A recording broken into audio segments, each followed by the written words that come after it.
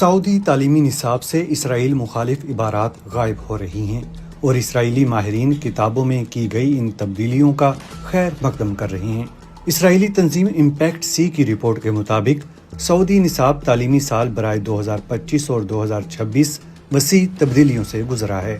سب سے نمایاں تبدیلی یہ جملہ حذف کر دیا گیا ہے کہ مسلمان کبھی بھی بیت المقدس سے دستبردار نہیں ہوں گے۔ 11ویں جماعت کی عربی زبان کی کتاب سے حذف کیے گئے اس جملے کو اسرائیل میں خصوصی توجہ ملی۔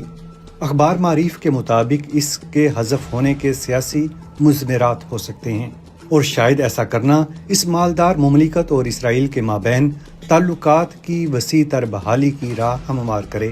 مگر تبدیلی صرف بیت المقدس تک محدود نہیں ہے۔ سابقہ نصاب میں اسرائیل کو صہیونی دشمن کہا جاتا تھا۔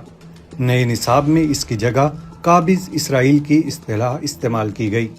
رپورٹ کے مطابق اسکولوں میں بعض نقشوں میں بھی تبدیلیاں نوٹ کی گئی ہیں، جن میں 1948 کے علاقوں سے فلسطین کا نام حذف کرنا شامل ہے۔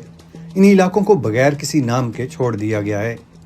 ساتھ ہی نصاب میں یہودیوں، مسیحیوں اور بعض مسلم فرقوں سے متعلق منفی مواد کم کیا گیا ہے۔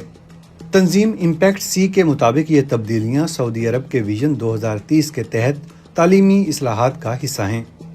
ان کا مقصد رواداری، بقائے باہمی اور تنقیدی سوچ کو فروغ دینا ہے۔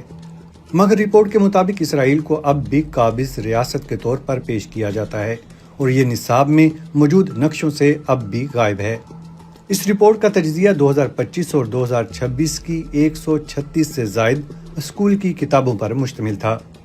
تو کیا یہ خود مختار تعلیمی اصلاحات ہیں یا ایک ایسی نئی تشکیل جو زیادہ قریبی سیاسی تعلق کی راہ ہموار کر رہی ہے؟